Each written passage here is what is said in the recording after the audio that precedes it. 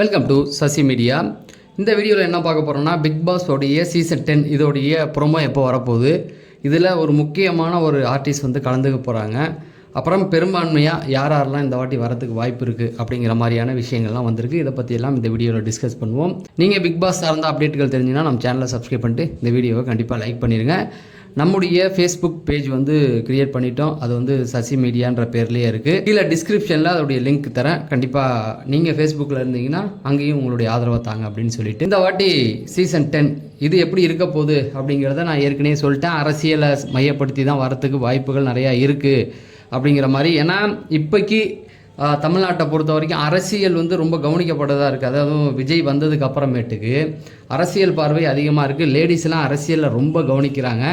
அதனால் அரசியலை வச்சு கொஞ்சம் வச்சா எடுப்படும். போன சீசன் வந்து பிக் பாஸ் சீசன் 19 நினைக்கிறேன், ஹிந்தியில் அரசியலை மையப்படுத்தி தான் கொண்டு வந்தாங்க. சர்க்கார் இவர் சல்மான் கான் கூட பேசியிருந்தார். அது அதிர்புதிரியாக ஹிட்டாக இருந்தது.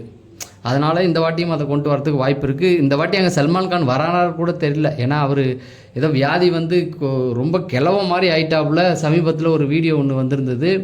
ஏதோ உடம்பு ரீதியாக ஏதோ பிரச்சனை அப்படின்றாங்க. அதனால் அவர் வருவாரான்னு தெரியலை. ஏன்னா வேறு யாராவது கொண்டு வரதுக்கு வாய்ப்பு இருக்குது. அவருடைய ஃபேஸை பார்த்தாவே ஒரு மாதிரி ஆயிடுச்சு. ரொம்ப கிளவ மாதிரி, ரஜினிகாந்தை விட மோசமாக இருக்காருன்னா பார்த்துங்களேன். அதுவும் ஒரு குறிப்பிட்ட 6 மாதத்துக்குள்ளே அவருக்கு அப்படி வந்திருக்கு. அதனால் தெரியல. சரி, அந்த கதை எதுக்கு நமக்கு. இங்கே இப்போ என்ன ஆச்சு அப்படின்னு பார்த்தீங்கன்னா, அரசியலை மையப்படுத்தி கொண்டு வரதா சொல்லியிருக்காங்க. இதில் ப்ரோமோ வந்து எல்லாமே விட்டாச்சு. மலையாளம்லாம் வந்தாச்சு, தமிழில் மட்டும் வரலையே அப்படின்னு. கண்டிப்பாக இந்த வாரம் இல்லை அடுத்த வாரத்துக்குள்ளே கண்டிப்பாக வந்துரும்ன்றாங்க. ஆகஸ்ட் 1 இல்லைனா இந்த இன்னும் 2 நாள் தான் இருக்குது. சொல்ல முடியாது, இந்த 2 நாளில் வந்தாலும் வாய்ப்பு இருக்குது. இல்லைனா அடுத்த வாரத்துக்குள்ளே கன்ஃபார்மாக ஒரு ப்ரோமோ வந்துடும் அப்படிங்கிற மாதிரி தான் சொல்லியிருக்காங்க. அந்த ப்ரோமோ எல்லா கேள்விக்கும் பதில் கொடுத்துரும் அப்படிங்கிற மாதிரி தான். அதாவது எதை மையப்படுத்தி வரப்போகுது அப்படிங்கிறத கண்டிப்பாக சொல்லிடுவாங்க. இன்னொன்று பார்த்தீங்க அப்படின்னா, லோகோவும் வந்து லோகோவே சொல்லிடும். அந்த லோகோ வச்சே ஒரு சில விஷயங்களை நம்ம கண்டுபிடிச்சிடலாம். அது வந்து இந்த இன்னும் ஒரு 2 நாளுக்குள்ளே வந்துடும். சரி, இந்த அக்கினி பரீட்சை அப்படின்றாங்கல்ல, அந்த காமன் மேன் ஷோவுக்கான அந்த எபிசோடு எப்போ ஆரம்பிக்க போகுதுன்னா, இன்னும் ஒரு 2 வாரத்துக்குள்ளே அதை ஸ்டார்ட் பண்ணிடுவாங்க. ஸோ அதிலேருந்து அப்படியே எபிசோடு போகும். அதை எனக்கு தெரிஞ்சு வாரத்தில் 2 நாள் போடுவாங்களோ என்னமோ நினைக்கிறேன். 2 நாளோ 3 நாளோ வரத்துக்கு வாய்ப்பு இருக்குது அப்படிங்கிற மாதிரி தான் சொல்கிறாங்க. அது ஸ்டார்ட் பண்ணிட்டாங்கன்னாவே பிக் பாஸ் ஸ்டார்ட் அப்படிங்கிறது தான். அந்த வைப்பு ஆரம்பிச்சிரும். ஆல்மோஸ்ட் எல்லா ரிவ்யூவரும் வந்து உட்காந்துட்டு இவர் ஜெயிப்பாரா, அவர் ஜெயிப்பாரா, இவரா அவரா இவா, அந்த பிக் பாஸோடைய அந்த தன்மை வந்து ஓடி வந்துடும். அதுலேயே வந்துடும், அந்த ஒரு ஃபீல் கிடைச்சிரும் அப்படிங்கிறது தான். சரி, இந்த காமன் மேனை விட்டுடுவோம். மெயினாக யார் வரப்போகிறா அப்படிங்கிறதுல ஒரு அதிர்ச்சிகரமான தகவல் ஒன்று இருக்குது.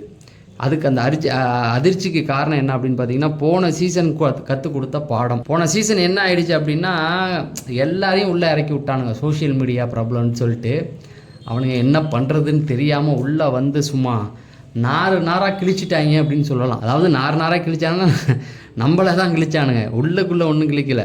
ஏன்னா பாதி நாள் மொக்க போட்டானுங்க. ஒரு 10 பேருக்கு மேலேயாவது மிச்சர் தான் சாப்பிட்டுட்டு இருந்தாங்க. நான் ஓப்பனாக சொல்லணுன்னா ஒரு 4 பேர் வச்சுக்க. ஒன்று நம்ம இவர் வாட்டர்மெலான், அவர் இருந்த வரைக்கும் கண்டென்ட் அவரை வச்சே அவரை அடித்து ஒரு 3 பேர் ஃபேமஸ் ஆனானுங்க, அவர் சொல்லலாம். 2வது பார்வதி, அவங்கள சொல்லலாம். அதுக்கப்புறமா வந்து அப்பத்தான்னு ஒருத்தவங்க வந்தாங்கள்ல, அவங்க பேர் கூட மறந்துட்டேன், அவங்க கண்டென்ட் கொடுத்தாங்க. அப்புறம் சபரி கொடுத்தாப்புல. ஒரு குறிப்பிட்ட ஒரு 5 பேர் 6 பேர், இவங்க எல்லாமே எப்படி கொடுத்தாங்க அப்படின்னா, ஒரு நாள் கண்டென்ட் கொடுப்பாங்க, ஒரு வாரம் கண்டென்ட் கொடுப்பாங்க, அடுத்த வாரம் அமைதியாகிடுவாங்க. இப்படி தான் இருந்தது. இதில் பார்வதி அவங்க இருக்கிற வரைக்கும் கண்டென்ட் கொடுத்துக்கிட்டு இருந்தாங்க. ஏன் அந்த கமருதீனே வந்து பார்த்திங்கன்னா ஒரு 2 வாரம் கண்டென்ட் கொடுப்பான், 2 வாரம் அமைதியாக இருப்பான். இப்படி தான் போயிட்டு இருந்தது. எதுக்கு சொல்கிறேன் அப்படின்னா, போன வாட்டி அந்த மாதிரி ஆக்கி விட்டானுங்க.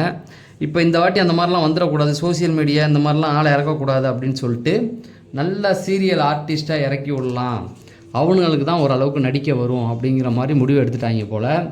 சீரியல் ஆர்டிஸ்ட் நிறைய பேர் கொண்டு வராங்களாம்.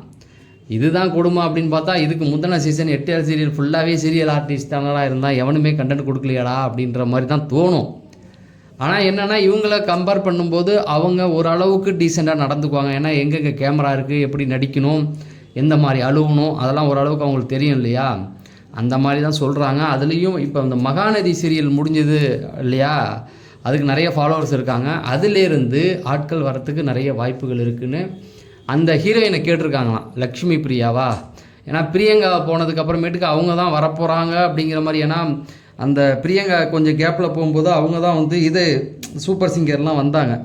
ஒருவேளை அவங்க லக்ஷ்மி பிரியாவை அப்ரோச் பண்ணியிருக்காங்களாம், அவங்க இன்னும் முடிவு சரியாக சொல்லலை அப்படிங்கிற மாதிரி சொல்கிறாங்க.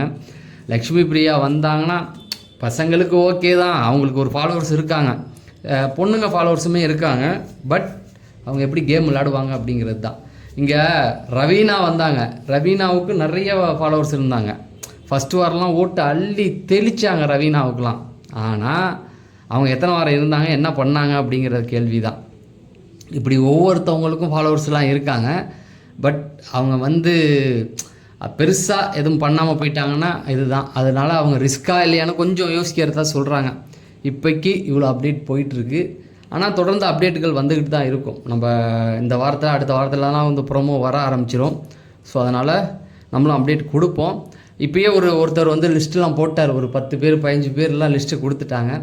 பட் நமக்கு சோர்ஸ் வழியாக நம்ம கேட்ட வரைக்கும் அந்த மாதிரிலாம் எதுவுமே சொல்லலை. இந்த ஒரு விஷயந்தான் சொன்னாங்க, அதை அப்படியே உங்கள்கிட்ட கன்வே பண்ணிட்டேன். அப்படியே சேனலில் சப்ஸ்கிரைப் பண்ணுங்கள், வீடியோ லைக் பண்ணுங்கள். இன்னும் ஒரு 100 பேர் லைக் பண்ணி வந்து ஒரு 18,000 பேர் சப்ஸ்கிரைபர் கிடச்சிடுவாங்க. அதனால் அப்படியே லைக் பண்ணிடுங்க, சப்ஸ்கிரைப் பண்ணிடுங்க. நம்முடைய ஃபேஸ்புக் பேஜ் வந்து இதே பேரில் தான், சசி மீடியான்ற பேரில் தான் இருக்குது. டிஸ்கிரிப்ஷனில் லிங்க்கும் கொடுத்துருக்கேன், பார்த்துங்க அப்படிங்கிறத சொல்லி நான் விடைபெறேன். நன்றி, வணக்கம்.